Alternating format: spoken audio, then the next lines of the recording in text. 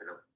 Hi, you can copy the link off your phone. Just if you double click it, copy the link. It'll say copy link, and then send it to yourself on your computer. And the other thing is that you got the same email that I got a week ago or 10 days ago. It's the link is there. Well,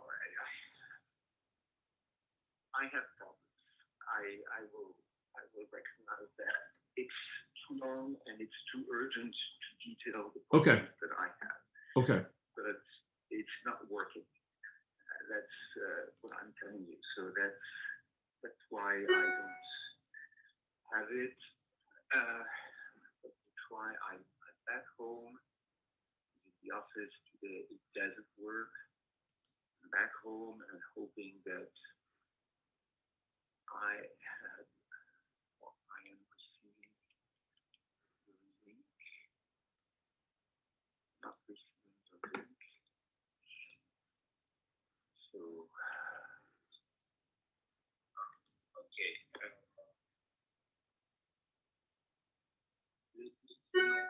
What you suggested, copy the link From your phone. And yes, from my phone and send it to let me try to do that.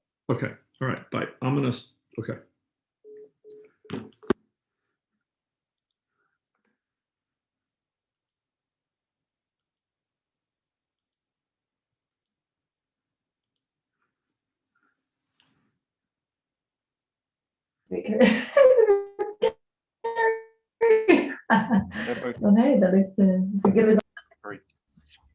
Good morning or good afternoon. Pardon me. Yeah, it's Jamie. I can't hear you. Are you? Yeah, I'm just muting because I'm not in a totally quiet place. So if I'm not talking, I'll be muted. Okay. Okay. Jean-Nicolas is struggling to get on his computer. There's some internet issue that he's fighting with. I was just on the phone with him, attempting to counsel him. This is a story that's repeated itself in terms of technical issues from Von Romane. But anyways, it's good to have you all, and I'm sure he'll be with us very, very shortly. Thanks for making the time to join us. Are you guys all muted? Yes, everybody's muted. Yeah, you don't have to be muted unless you, I mean, it's not a presentation per se. It's meant to be a little bit of a discussion, I think. But so Rupert, have we met before? I think we've met in London, and certainly. Yes, we have. Sorry, I'm on mute as well. You might be able to hear my other half is having a meeting next to me. So likewise, that's why I'm on mute most of the time. I think I've met all of you except Matthew. I don't think we've met, have we? No, we've never met, Jay. Yeah, nice to meet you. How do you? Jay, we've never met either. You look familiar to me, but perhaps no. From a wanted poster, yeah. So I do the buyer with Richard Siddle. Ah, okay, gotcha. Yeah, and I've got nobody making a noise near me, so I can be unmuted if you want.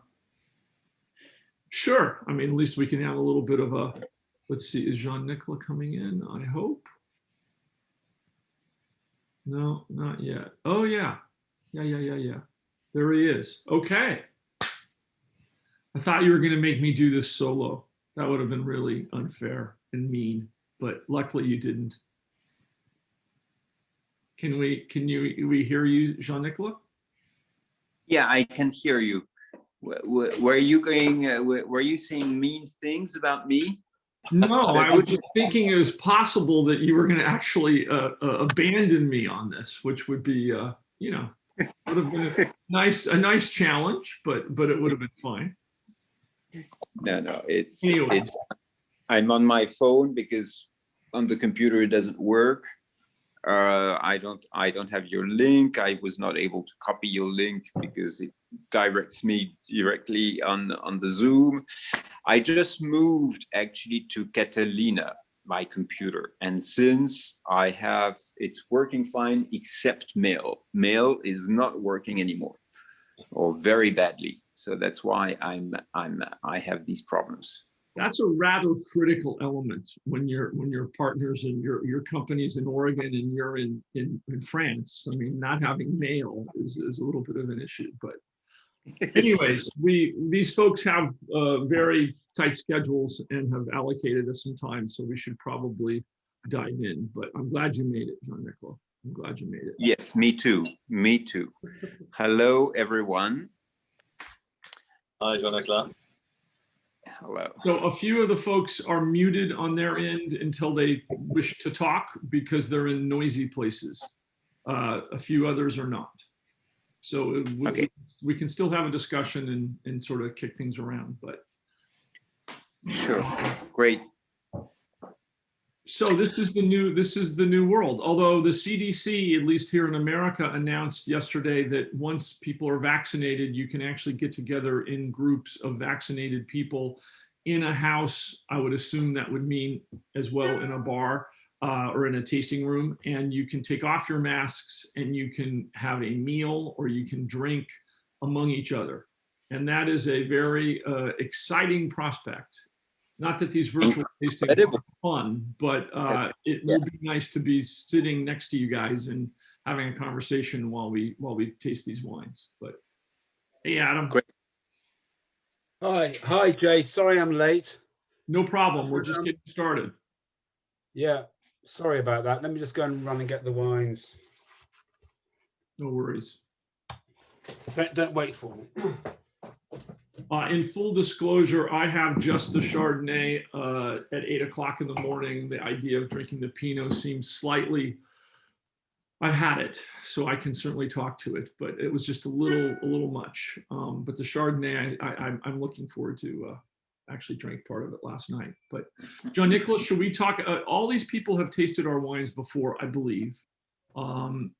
And several of them have, in fact, I think pretty much all of them have written about them, which we're grateful. But maybe we can talk about the 18 vintage and this particular vintage. We're tasting two of the wines today, including a new wine, the L'Ensemble, which we've never made before. But maybe we can start out talking about the vintage and about these, and then we can dive into these wines and then have a discussion about it. Sure. We actually love the 18 vintage.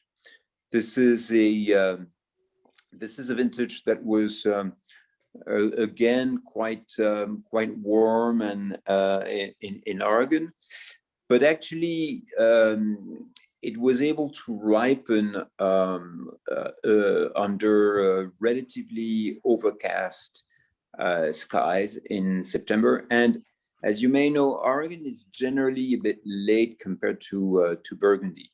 This is mostly due to the fact that the spring is basically rotten in Oregon. So the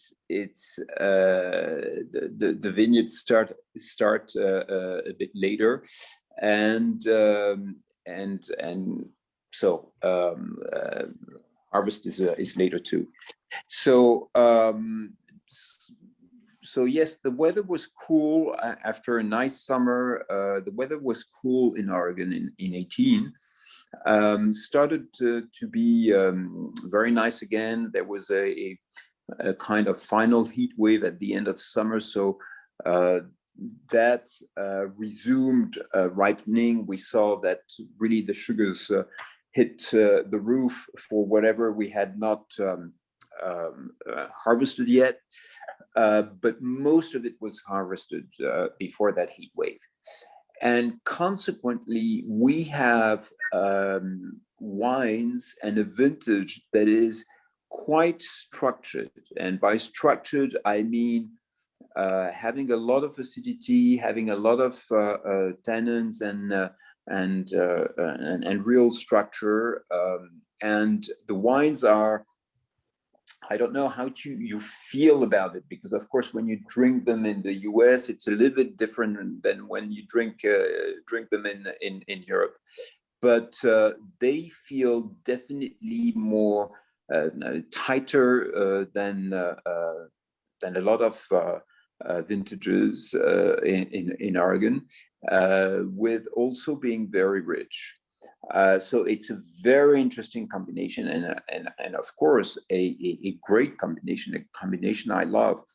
And I should say, even though I'm wearing my Oregon hat today, I hesitate saying that in a way, for me, 18 Oregons are more Burgundians than the 18 Burgundies, which in 18 Burgundies are very soft, very sweet, very likable, very sweet, but not necessarily very rich in structure, which is not the case of these Oregon wines, and this combination of ripeness, acidity, tannins, and to me restraint too in these wines is an extremely interesting combination, and we think that this is the vintage we like best, that we have made, that we like best actually since we've started in 14. It's a little bit like 15, but I feel there is a little bit more righteousness in 18, and I really love it. Yeah, there's a little more fruit. I would agree that for me, 18, I agree with Jean-Nicolas, although he did say it first. I think 18 is our best vintage. I think the wines have a combination of characteristics that will allow them to both last long, but also drink well relatively early. Not as well as the 17. The 17s, which are in the marketplace now in America, really were the most approachable wine out of the gate. The 18 is at least when I drank it the other day, I did a tasting here. It was tight, and definitely after a couple hours really opened up and really showed a lot more. Showed, I think, a little bit of view into the future. But this wine, as Jean-Nicolas says, has, I think, a ton going for it, and I believe will have both great drinking in the short term as well as I think it'll last a long time. The other thing I wanted to mention about the growing season was that we did not have, Oregon has this crazy deal where they get these heat spikes, and we've had it in almost every vintage. 15, 14 certainly, 15 we had several, 16 we had a couple, 17 we did not, and 18 we did not. But where you get these 4 or 5 days where it's over 100 degrees. And as a point of comparison, there were hardly a day in Oregon prior to 2014 had they had 100-degree days in the Willamette Valley. I mean, almost like no days on record. And then we went through this routine of having these heat spikes for 3, 4, 5 days where it'd be over 100 degrees. And that didn't happen in 18. And I think it's sort of interesting in terms of the impact on these wines. And the other thing is, when we were doing sampling and making the decision to pick each vineyard, which of course we do individually vineyard by vineyard. In some cases, we pick different blocks of different vineyards at different times based upon the sampling and the tasting that we do walking around the vineyard. But what was interesting is we didn't have that pressure in 18 because it was relatively cool, and the next day it wasn't like you felt this thing where you had a gun to your head where it was 96 degrees, and if we waited one more day perhaps they were going to be too ripe, which I think was interesting. The other thing about this, I think I see you guys are drinking the Pinot. This is the 7th, well, this was actually the 5th vintage, but we've now done 7 vintages with primarily the same vineyards. Temperance Hill was added in 2016, so that was obviously a very prominent vineyard that became part of the blend and part of the portfolio at that point. But for the most part, most of the 8 vineyards that are in here, I guess 6 of them, we've been working with now for 7 years. And I think that's really an interesting element. And I think Jean-Nicolas, I mean, you can certainly speak to that, our awareness of the vineyards, the individual aspects, certain sections of each vineyard, how they react in fermentation. I mean, we now have a lot more experience in terms of understanding how these vineyards come into wine. Yes, it's this cuvée, first of all, is a blend. So it's a blend of our vineyards that we pick in Oregon that are representative of the various regions of the Willamette Valley. We like to think these are the best vineyards possible. And naturally, over the years, we've selected them, and we are very happy to now follow them year after year. So this is basically a blend of vineyards like we would really vinify and bottle these vineyards separately. Instead, we choose to make a blend, and the l'ensemble is the result of this. So in Oregon, it's because of the diverse sites and diverse valleys. It's a relatively big region and many microclimates. So the harvest is really spread out on 2 to 3 weeks period of time. So yes, it's the harvest schedule is more or less the same every year, but we have naturally to pay attention, but more or less the same, and everything is harvested on its own under its own schedule. And in 2018, it was important because, as I said, there was a final heat wave late September that really resulted in shooting the bricks and the alcohol levels very high to the ceiling. So we avoided really being too high. And this is great nowadays because we have both ripeness and certain tightness, and this is a good combination. We could, we have in 18 wines that are not overly manipulated, and because of these picking decisions, and this is. I guess now one of the ways we measure success in terms of the grapes that we get. So that was great. I can go into detail with the vineyards that we have in there, but I'm not sure it's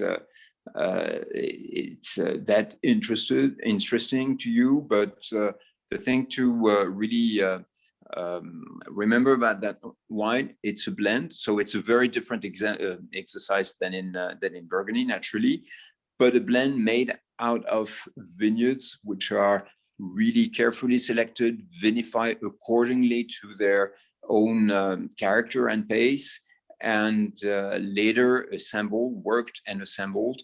Not everything makes it to this blend. We have another blend that can also get some of the wines, but this is what we think is the best of the best as the expression of the character of the Willamette Valley.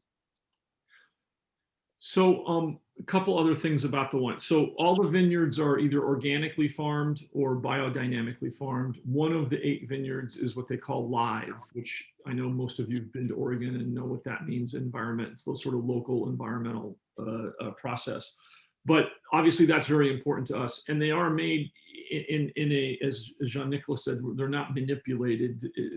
The wines are unfined and unfiltered. We use all the vineyards are not irrigated, so there's no irrigation at any of the vineyards. And the oak is, for the most part, Francois Frere, which is basically the same barrels that Jean-Nicolas he puts in one order from France, and then some of those barrels come to us in Oregon, and some of those barrels come to him in Von Romanet. So that's what's going on there. And I think just a note about L'Ensemble. This is the first year we made L'Ensemble. And what it really is, as Jean-Nicolas was referring, it's sort of the best of the best. In the past in the UK, you've had the Willamette Valley each year. And that wine, basically, all the grapes that are in L'Ensemble used to go into Willamette Valley, along with everything else. We've basically taken those vineyards and divided them up and sort of done if you will, a premium cuvee called L'Ensemble, which is sort of the best of the best barrels, and created L'Ensemble with that. And then the Willamette Valley is the secondary blend that we are not importing into the UK, just as so you understand. The Willamette Valley will not be coming back into the UK. We're using that in America kind of as a slightly lower price, and as a place where we can really take the very best and put it into L'Ensemble. So L'Ensemble becomes the flagship wine for Nicolas-Jay.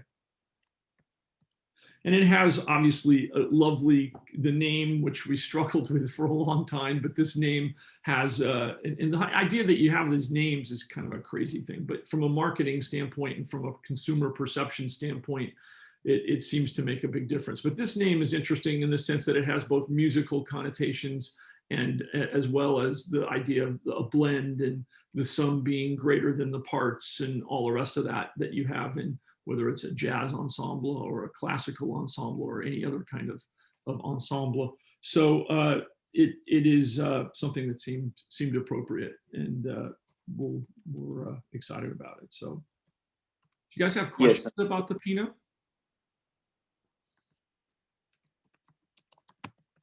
No? Okay. Should we talk about the Chardonnay? This is this is the Sorry, Jay, Nicolas. I don't know if I missed anything at the beginning. How much have you talked about the vinification of the Pinot Noir? Yes, we can talk about that. We didn't really talk about the vinification per se. We just talked about how the wine was elaborated in terms of blend and so on.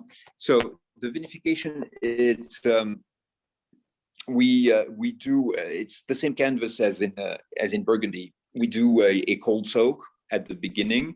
Everything is destemmed, cold soak, natural yeast, pump overs at the beginning to avoid over manipulating the wines, the grapes at the beginning. And then this fermentation starts. We monitor the temperature. We start when the sugar becomes very low. We start to do a few punch downs. It starts with 1 punch down per day, then 2. Then, it lasts for 2-3 days. Then we monitor. Each day we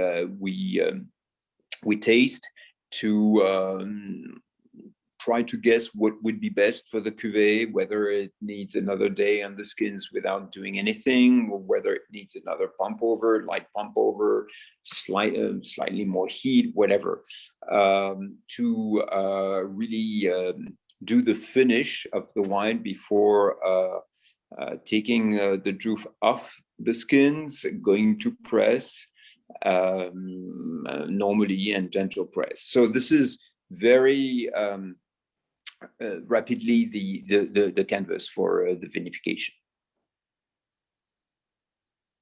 Great, thanks.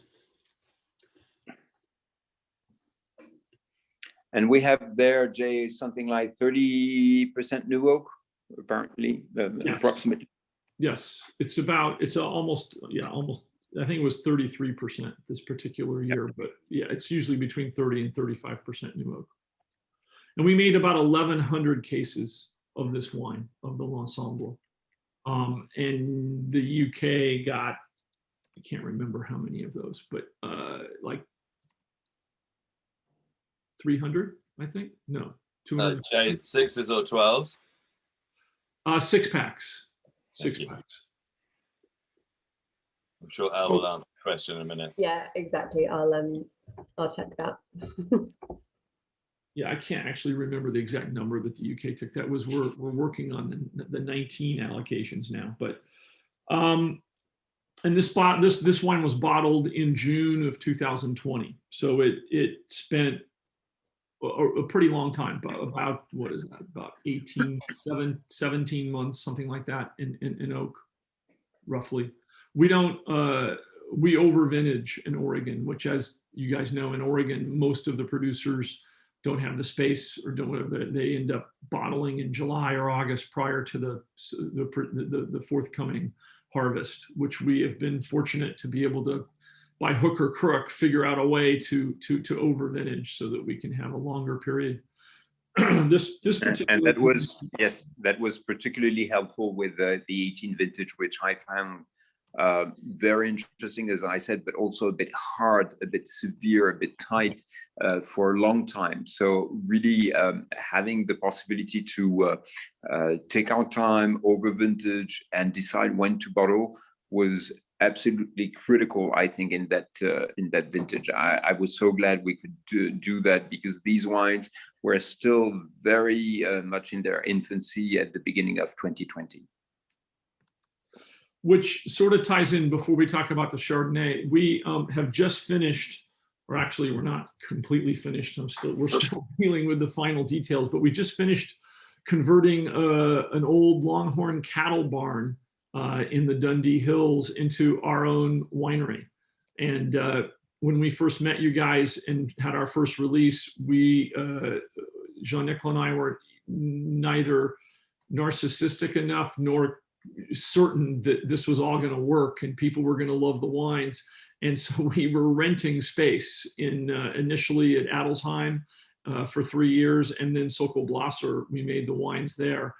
And 2020 was the first vintage that we actually got to make wine in our own space. So I think things like over vintaging and in terms of the equipment and the setup, this is the first time that Jean-Nicolas actually had exactly what he wanted in a design and a format of which he designed and was of his own doing. I mean, even in Vosne Romanée, you inherited the space, and it's not, you have a lot of what's the word? There's a lot of challenges in terms of that whole space. This is the first time you've actually started from scratch and been able to lay out a winemaking in the way that you would like it. So we're excited about that. And next time you guys come to Oregon, we'll look forward to showing you the place. I mean, it's not fancy in any way, shape, or form, but it's really functional and really nice. We'll send Elle some photos of that, of the new place, which we can send to you guys.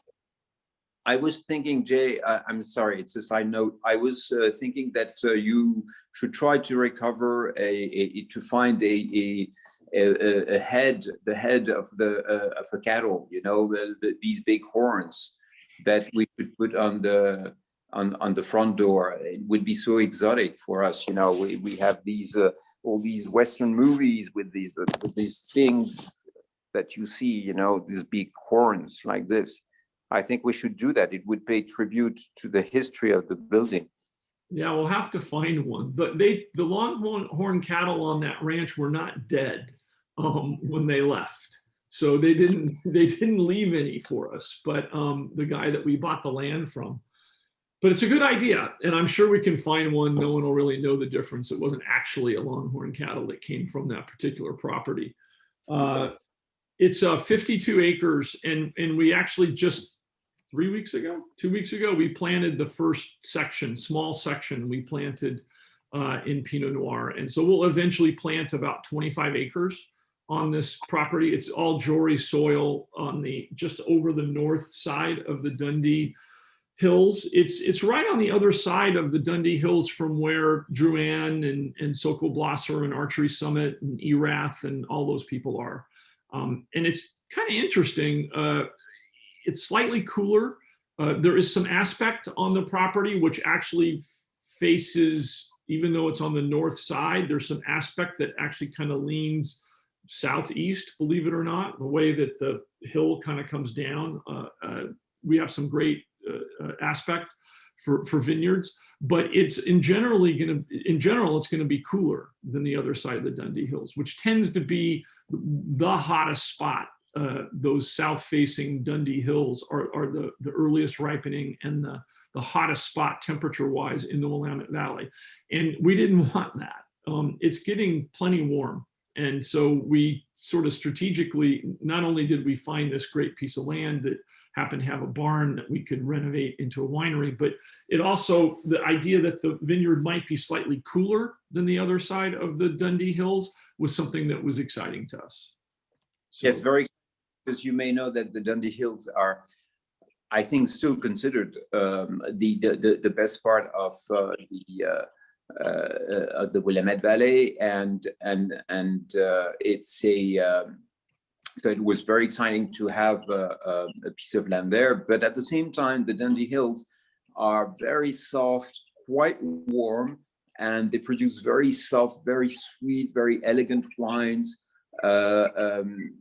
Very, I would say, very feminine wines, and you really have this this kind of character. So having the same soil as these already known sites in a cooler setting, I think is going to be extremely interesting.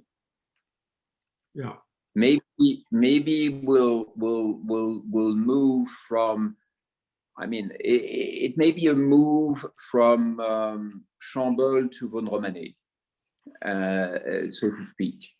And of course, you know that there's nothing better than Vaudremane, so that's a move for the better. So let's talk about the Chardonnay briefly. And I don't know if you guys have tasted that before the Pinot or taste it now. But I do want to tell you a little bit about these vines. We make two Chardonnays. We have the Bishop Creek Chardonnay and then a Chardonnay we call Affinité. And this is the first year that we've made Chardonnay, 2018. When we bought Bishop Creek, which is the vineyard that we own, one of the 8 vineyards, and that's the primary element in the L'Ensemble that you just drank. It's about 30 to 35% Bishop Creek, depending upon the year. There were 2 acres that were not planted in Pinot, that were planted in Pinot Gris. And we didn't make the Pinot Gris those first couple of years. We actually sold the fruit off to a gentleman named Marcus Goodfellow, who made a very nice Pinot Gris from it. And he begged us to keep that Pinot Gris, saying that he thought it was some of the best Pinot Gris in the valley. But in the end, we decided to graft it over to Chardonnay. And so in beginning of 2015, these 3 gentlemen came up from Napa who are specialists in grafting, and with their chainsaw, and they cut off these vines that were planted in 1998 right at the top, which was a very traumatic experience to watch.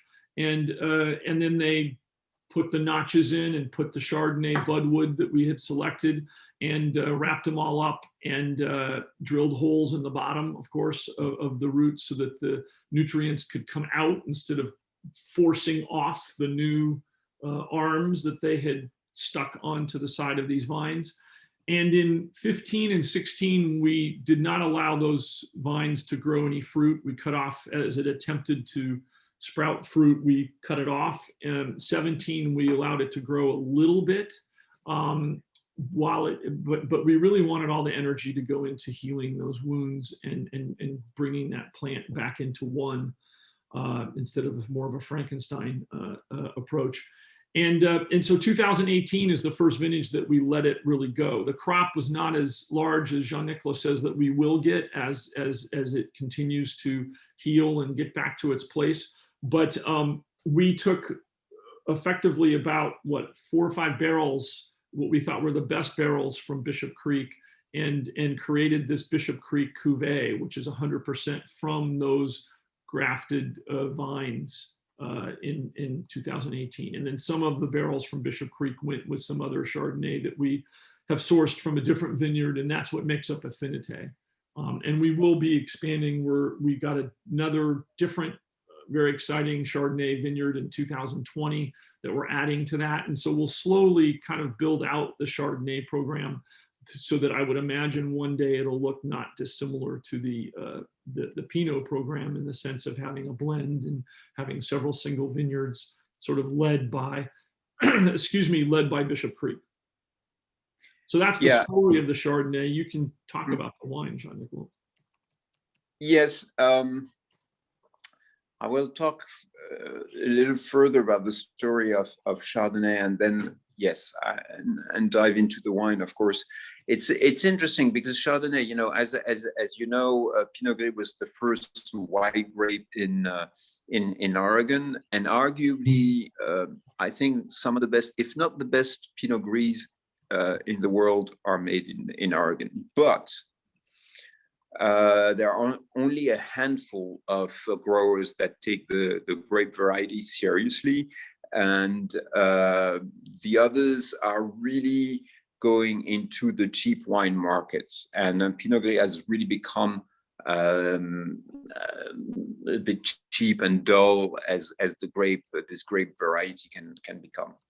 But the potential for white wine has always been there in Oregon. Perhaps at the beginning, people were thinking that Chardonnay was a bit too cool to grow Chardonnay, especially since the first attempts. I mean, it's a little bit controversial, but I think there's some truth in it, though. The first attempts at Chardonnay were from California clones that really, we have a few vines of that clone at Bishop Creek. California clones that really ripen very late, are very tart, or not at all. Very late. And so even in California, I'm not sure this clone really works entirely on its own. You know, maybe in a blend that could bring some acidity, but in Oregon, certainly not. So the first attempts at Chardonnay in Oregon were a bit disappointing. But of course, then came the Dijon clones, which are much more adapted to the climate, and also a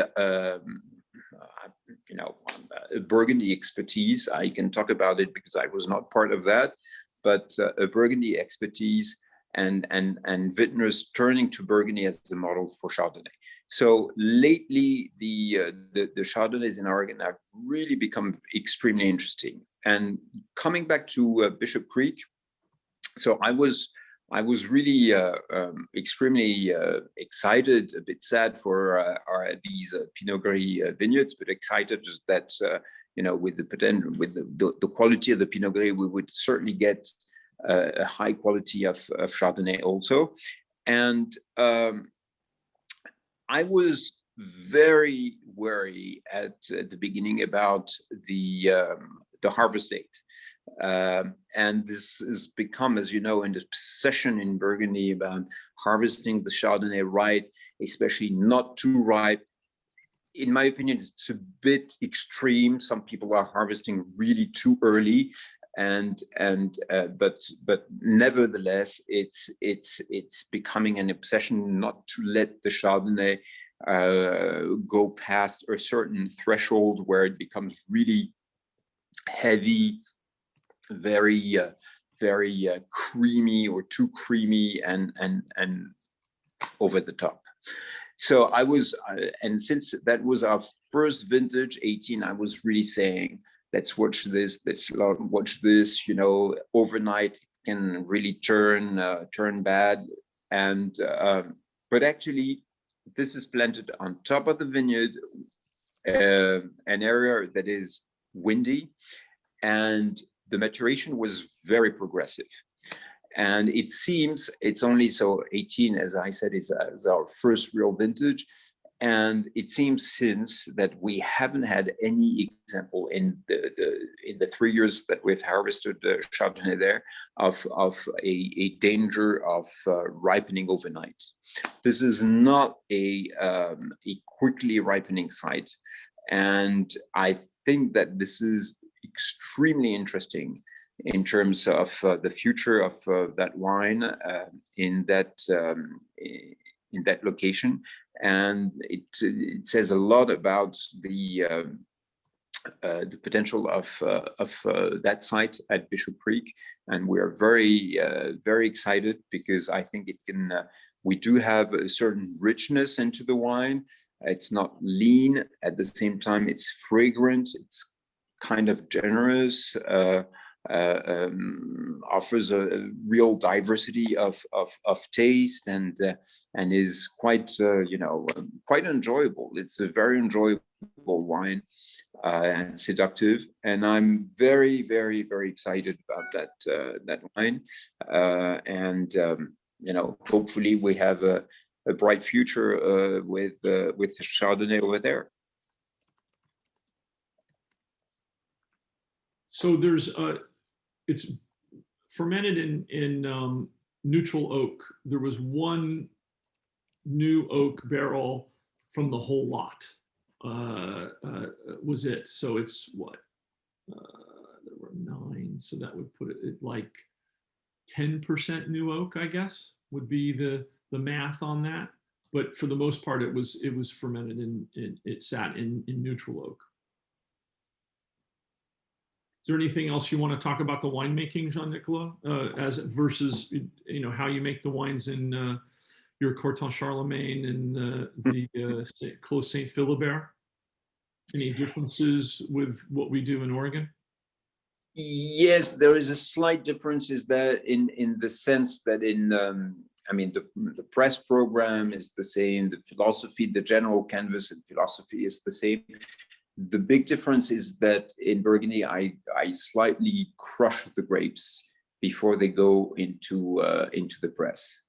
And we haven't done that in Oregon yet, mostly because our crop is small, and it did not really make sense to do that. But I think that the wines show quite well right now with being done in that manner. But crushing slightly the grapes before they go into the press is something that was done in Burgundy a while ago, and I would say whole bunch press is more, or has been more fashionable, on the premises, I guess, that bringing the grapes as intact as possible into the press is arguably better than kind of opening them before. So I guess this is the reasoning. But actually doing the way I do it in Burgundy, I think is allows you to free a lot of juice with almost no pressure very early on. So you extract a lot of juice at the beginning at absolutely no pressure and without really without damaging and really moving the bunches. So I think that this kind of traditional ancient method is quite valuable, and as we grow at Nicolas-Jay with the Chardonnay programs, I think we should implement it. That's a request for new equipment, Jay, by the way. Yeah, great. I'm sure we will do that. I'm sure that we will do that. Let's see what else. Just in terms of what came into the UK market for the 2018 vintage, it was the same wines that you guys have tasted before. We made a single vineyard of Bishop Creek, the single vineyard of Nisa, a single vineyard of Momtazi, and then also the own rooted blend, which we started with the 2017 vintage, which I think you guys may have tasted. I think I tasted with some of you. So that's the one that comes from Highland, Nisa, and Bishop Creek, specifically from the ungrafted vines. And so the UK gets an allocation of that. So all three of the single vineyards and the own rooted came into the UK, the L'Ensemble, and then the Bishop Creek Chardonnay. So that was the lineup that came into the UK. Really, the only wines that did not come to the UK was the Willamette, what we now call the Willamette Valley blend, and then the Affinity Chardonnay. which I would imagine at some point Affinity Chardonnay will come into the UK. We just didn't make very much of it. We made very little of it in 18, but as that sort of goes. So, and Elle, they're doing the offering or about to do the offering. It's happening soon, I think, or maybe they already have done a private client offering and then it'll be into the marketplace. Yeah, exactly. I think it's very soon. In fact, I've just been getting messages from our fine wine team wanting to know all about it. So yeah. So yeah, the timing of this is good. definitely. Any questions about the Chardonnay or comments? I think it's sublime, Jay. Mm. I think it's absolutely spectacular. I looked at Elle's email and saw 100 quid and thought, oh God, here we go. And then I just tasted and I thought, wow, that's pretty delicious. And so is the Pinot. I think they're both really spot on and certainly my favorite releases from you guys since the beginning. Thank you. Great, thank you. I'll certainly be writing them up. 100 quid. Sorry, Matthew, are you finished there? I'll second that. I thought the Chardonnay is absolutely gorgeous. It's got a finish that just goes on and on and on and on and on. It's you know, just still tingling. And it's really interesting the way you talk, though. You know, you've got the new winery now, and you're researching, you know, a Longhorn sculpture to go up there, which I'm sure Jay will put his efforts to. I think it'll add a bit of class to it, which will be great. But you're still talking about it as a work in progress, aren't you? You still really are sort of evolving, aren't you? And I'm interested as to how the white will evolve. What components in it will you tweak, and what are you most happy with, and what do you feel needs to be addressed on the whites? I'm tasting it and thinking it's gorgeous. It's got this lovely sort of combination of freshness and opulence, which you mentioned, Nicolas. And I'm with Matthew. I think it's absolutely lovely wine. But I'm just really interested in the way you look at it and how you feel you think it might evolve. This particular wine? Yeah, no, not this particular wine, but what in terms of style, what components you might address, what you're not so satisfied with, what do you think might need extra work? Well, I think that I'm really thrilled with this with the style of the wine and the character of the wine. I think that this combination of freshness and ripeness is extremely interesting, and it has a kind of extra layer to me of charm, of appeal in that wine that I really love. What we need to learn, 18 was very good vintage, if not great vintage. What we need to learn is how to handle the wine over the long term. And there will be more difficult vintages than this one. And arguably, we've started with a very good vintage in Oregon with that wine, which is, I mean, it's often been the case with my endeavors, I must say. So it sets a standard, you know, and I want to really keep on with that standard. And yes, the weather in Oregon is I would not say fickle, but varied and enough that you need to learn how to handle the grapes in different situations. And 19 was definitely cooler. So, you know, I talked to you about my obsession of not harvesting Chardonnay too late. I had to change gears in 19 and look for ripeness on the contrary. 20 was an entirely different story. Also ripening very slowly at the beginning. It was really not progressing much, and then all of a sudden ripening extremely quickly. So it's I think that we need to learn all these interactions and how this grape variety evolves in Oregon.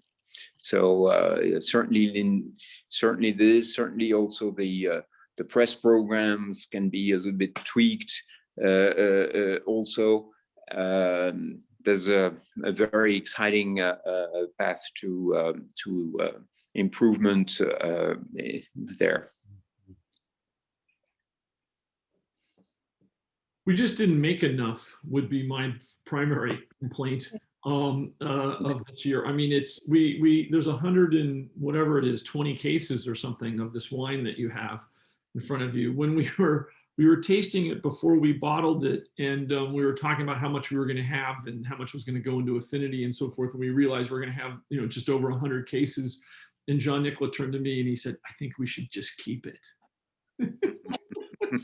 Which was a very good indication. I said, okay, he really likes this wine. That's a good sign. He's all for selling pretty much everything, even the Mayo wines. Yeah, sell it. But he said, maybe we should just keep it. I thought, okay, that's a good sign. But we do need to make a little bit more, and we're working on that. But I think in general, Adam, you're talking about the evolution.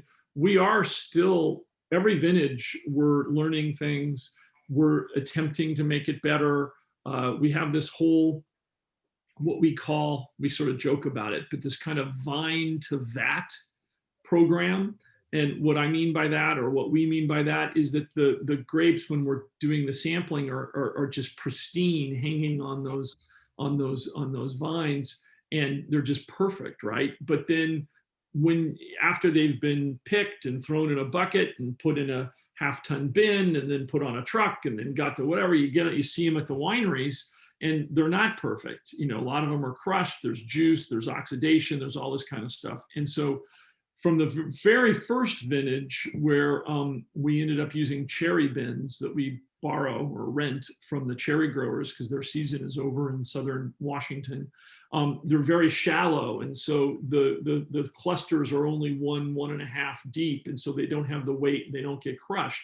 And that was kind of the first step in our vine to vat program. But we're doing, every year we're improving things in order to try to get those grapes off that vine to show up on the sorting table in the same condition that they were on the vine, which is very much what they do in Burgundy. But Oregon, as far as that goes, most places in the world don't have that attention to detail, and don't, you know, the preciousness of that Richebourg grape and obviously the value of it warrants a certain approach. And in Oregon, I mean, most people use half-ton bins. The description that we saw, that's what pretty much everybody does. Not everybody, but pretty much everybody.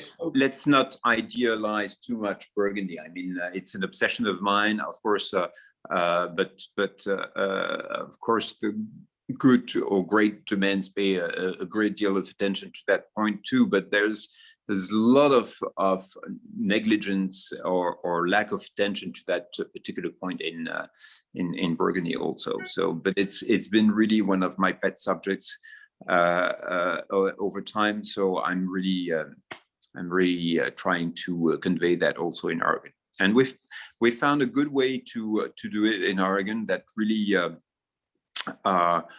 is adapted to how people are doing things in Oregon. But I always find it, you know, so intriguing, not to say more, by the fact that people take greater care to harvest apples or cherries that are sold for arguably not such a big price, rather than grapes that really are so valuable. But anyway, we found our solution with the cherry producers, and I'm really grateful to them. So I think, you know, the answer is we're trying to improve. We're learning. I mean, we're learning every year, and I think having our own winery is going to be a big difference. It'll also be a big difference in terms of just our ability to do things. I mean, it's almost like the analogy is, you know, you're in university and you moved into an apartment with, you know, 3 other guys and you're sharing everything, and versus when you finally move into your own place on your own, it's like, wow, this this is really different. You have control over everything. You don't have to worry about, cleaning up the dishes from your friend who didn't do it and all that other crap. And it's the same kind of thing when you move out of we were in a shared situation. So if we wanted to sort grapes and Adelsheim or Sokolblasser, they were sorting some, then we had to wait and so on and so forth. And so that's just one example, but there's a million things that didn't necessarily, I wouldn't say, I don't know that it impacted the quality of the wine necessarily, but it certainly impacted our ability to make decisions and do things in a timely and efficient manner. And I think that there's just going to be a lot of benefits. And it's also going to be a big benefit of having our own place in the sense that during Pinot Camp, we can have events, we can actually host people. The tastings, when people came and did tastings, consumers came and did tastings, they were tasting at Jean Nicolas in my house on the dining room table.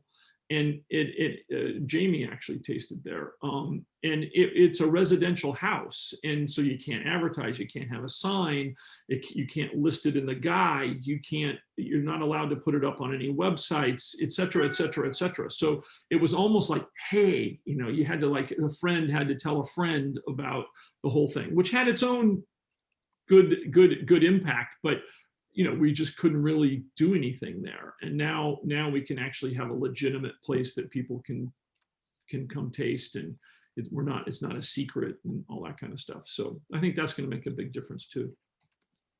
I think it'd be great if you could share some pictures with me. I will. I wrote it down. And I'll send those. It's the only way I'll remember, but I did write it down. So I will send you. We have some great photos that this lady took, and we've got some cool ones. We actually have this great photo in the snow from about 2 weeks ago. It's beautiful, absolutely beautiful. We had 3 snows this year, which is unusual. Maybe we get one for a couple inches. We had one was 14 inches. I mean, a lot of very bizarre weather things and ice and stuff, crazy stuff going on weather-wise, but whatever, it is what it is. Thank you very much, guys. I'm going to have to whiz off, but I really enjoyed this enormously. It was really fabulous. Nice to see you both. Nice to see everybody else as well. Cheers. Yes. Thanks for participating. Yes. Appreciate you guys making the time. Yeah. Cheers. Bye-bye. Hope to see you guys in England, maybe in the fall. We'll see. I mean, maybe it'll be happening. I mean, Jean-Nicolas and I are hoping to come to London at the end of October. We've got something penciled in, but you guys, are anybody vaccinated on the call? I will be, not now, next week. Okay. You guys are ahead of America, I know, much further along from what I understand. Is it hard to get, Jaron? Is it hard to get the vaccines at this point? It's done basically on age. So yeah, age brackets. Yeah.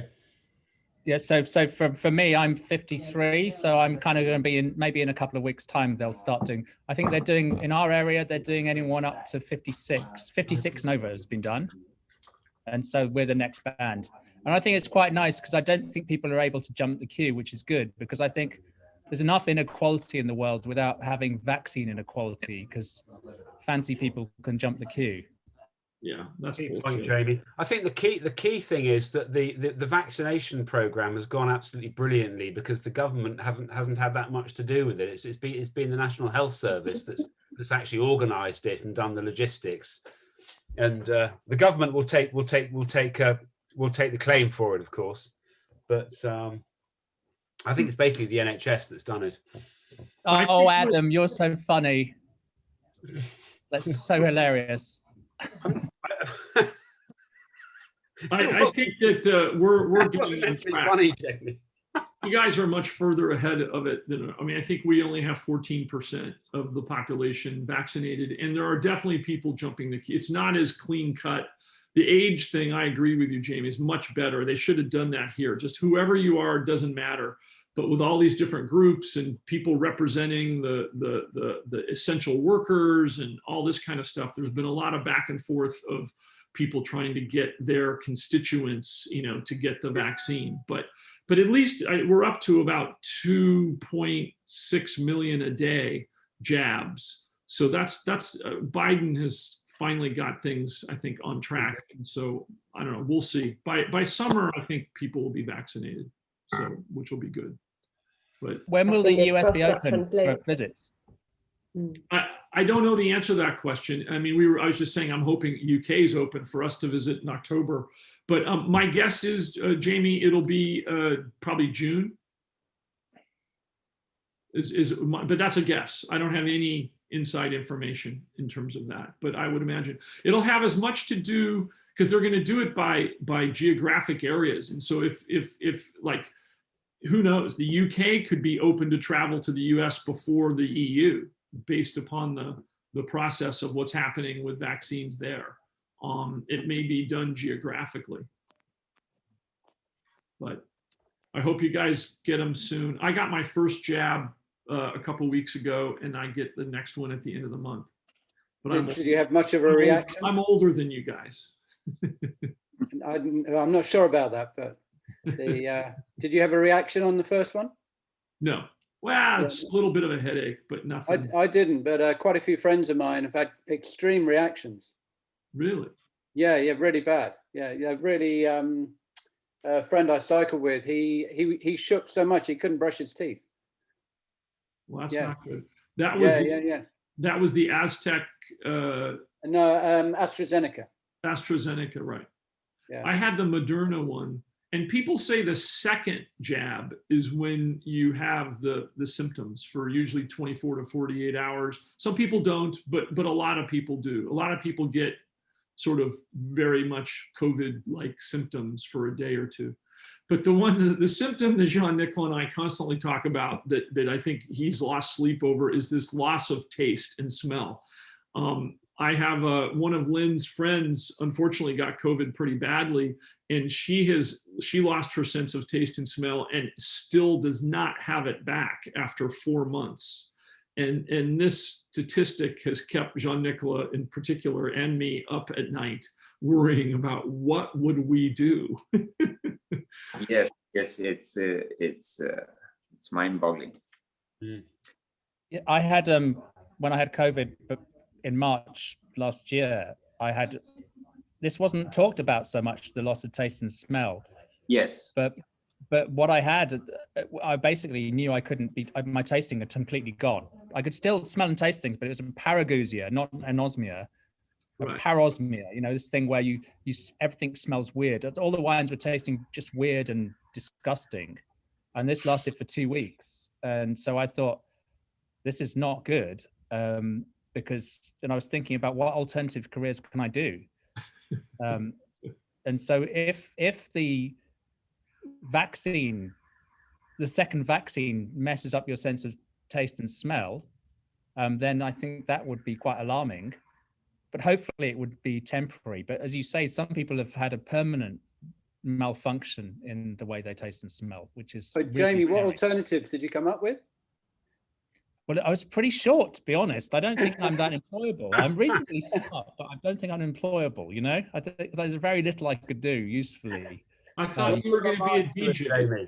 Weren't you going to be a DJ? No, I don't know what I could do. I used to be in a folk band. Maybe I should write a folk opera.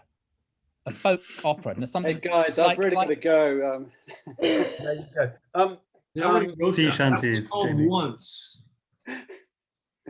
Anyways, all right. Hey, thank you so much, everybody. Thanks to Gemma and you for putting this together, and thanks for making the time, you guys. And hopefully, Jean-Nicolas and I will see you. We'll reach out if we, in fact, are allowed to come to the UK in October. Yeah, thanks. Really lovely wine. Really nice. Thank you. Jay, just before you go, can you have a look at your emails? Yes, I will. Did you send me? I sent you one. Yeah. Okay. Follow up. Super. No Great. problem. Thanks Okay, very much. thank you so much. Nice to see you all. Great. Thanks very much. Really good wines. Bye.